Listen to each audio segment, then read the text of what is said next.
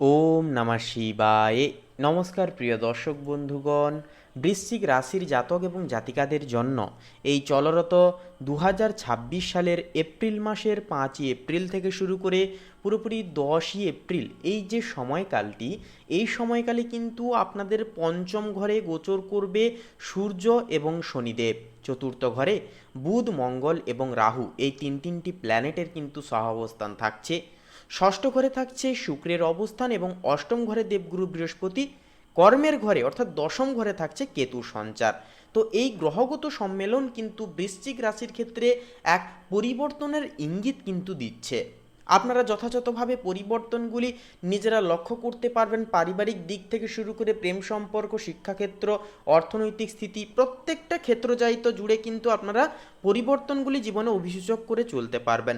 যথাক্রমে যেই সমস্ত কাজে আপনারা বাধা বিপত্তি বিপণনের সম্মুখীন হয়ে চলছিলেন, সেই সমস্ত বিষয়বস্তু থেকে কিন্তু আপনারা গ্রহগত অবস্থান এবং সম্মেলনের দাপটে কিন্তু আপনারা পরিবর্তনগুলি অভিসূচক করতে পারবেন। যথাযথভাবে কিন্তু আপনারা জীবনে আবেগীয় মোড়গুলিকে কিন্তু সাফল্যে পরিপূরক করে চলতে পারবেন।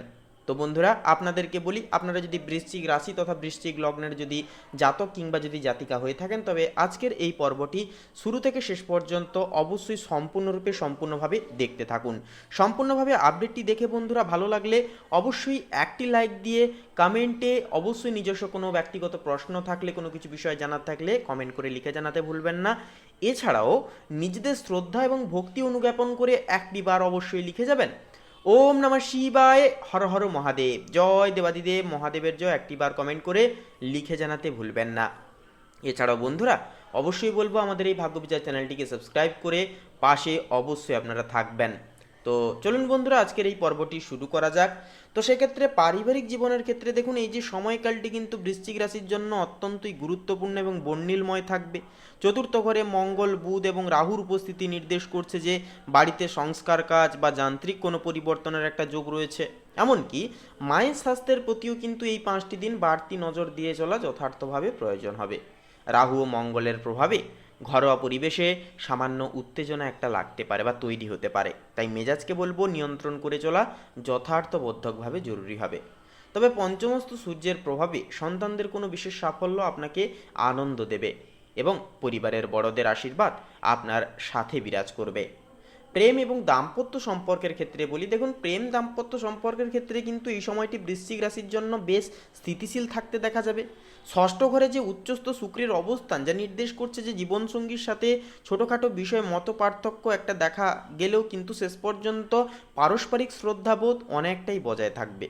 যারা অবিবাহিত রয়েছেন বা নতুন সম্পর্কের কথা ভাবছেন, পঞ্চমস্থ শনি ও সূর্যের কারণে আপনাদের জন্য কোনো একটা ধীর স্থির ও পরিপক্ক সম্পর্কের একটা প্রস্তাব দেরি হলেও কিন্তু আসতে দেখা যাবে।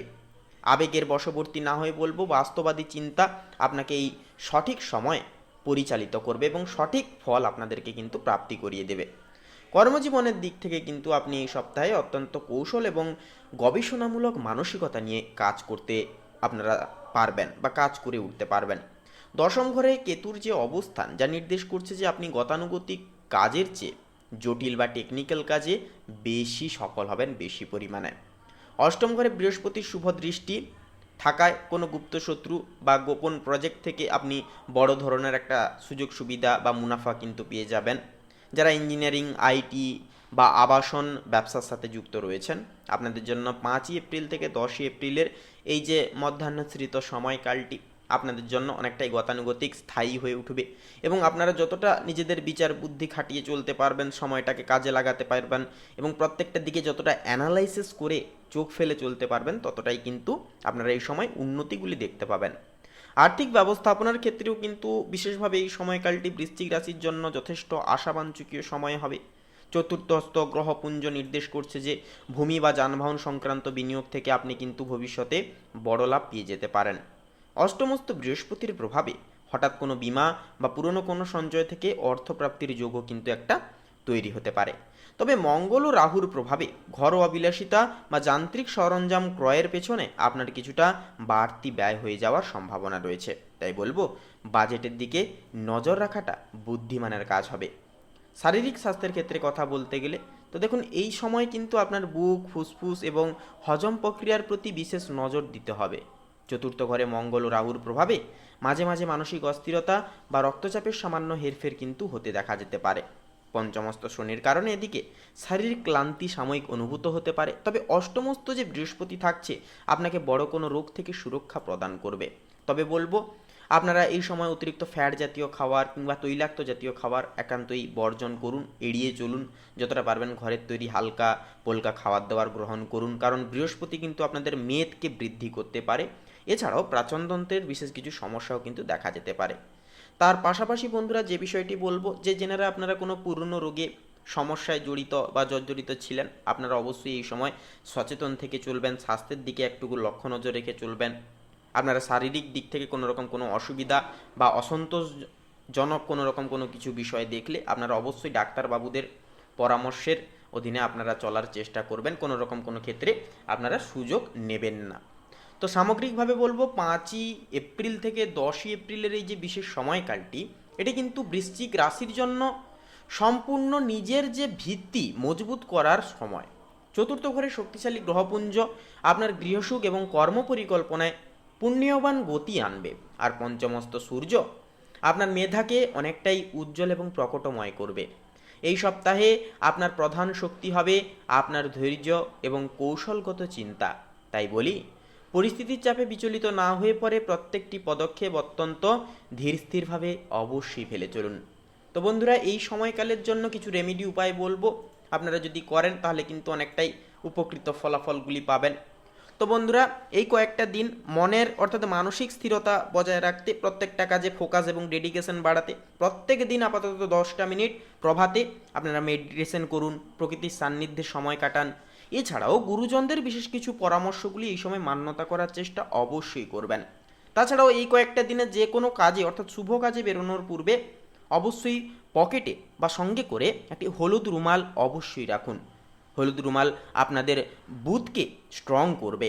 তাছাড়াও অবশ্যই কপালে আপনারা পারলে চন্দনের তিলক লাগান, এটি কিন্তু বৃহস্পতির অবস্থানকে আরও শুভ করে তুলবে। যে কোনো ক্ষেত্রে আপনারা অনায়াসেই কিন্তু শুভত্ব বোধ আপনারা পেতে পারবেন। এছাড়াও বলবো বন্ধুরা, এই সময় কোনো গরিব দুঃখী মানুষজনদের নিজস্ব সাধ্য অনুসারে দান ধ্যান করুন, পাশে থাকুন। তাছাড়াও গরুদেরকে অবশ্যই সবুজ ঘাস খাওয়ান, এটি কিন্তু অনেকটাই আপনাদের জীবনের সমস্ত বাধা বিপত্তি এবং নেতিবাচকগুলোকে কাটিয়ে একান্তই জীবনে কিন্তু স্থিতিশীলতা বয়ে নিয়ে আসবে। তো বন্ধুরা, এই কয়েকটি নিয়ম অবশ্যই মানুন, দেখবেন কিন্তু জীবনটাকে খুব সহজলভ্যভাবে আপনারা এই সময়কালে অতিবাহিত করে অতিক্রম করে চলতে পারবেন। তো বন্ধুরা, আজকের এই পর্বটি এই পর্যন্ত। পর্বটি কেমন লাগলো, এই বিষয়ে আপনাদের কেমন কি যদি প্রশ্ন থাকে অবশ্যই কমেন্ট করে লিখে জানাতে ভুলবেন না। এছাড়াও বন্ধুরা, একটি লাইক দিয়ে আমাদের এই ভাগ্যবিচার চ্যানেলটিকে সাবস্ক্রাইব করে কমেন্টে শ্রদ্ধা এবং ভক্তি জ্ঞাপন করে একটি বার অবশ্যই লিখে যাবেন। ওম নমঃ শিবায়, হর হর মহাদেব, জয় দেবাদিদেব মহাদেবের জয় অবশ্যই আপনারা লিখে যাবেন। সমস্ত মনের ইচ্ছা কামনা বাসনা একান্তই পূর্ণতা পাবে। তো বন্ধুরা, আপনারা ভালো থাকুন, সুস্থ থাকুন, সর্বদা সচেতন থাকুন। নমস্কার।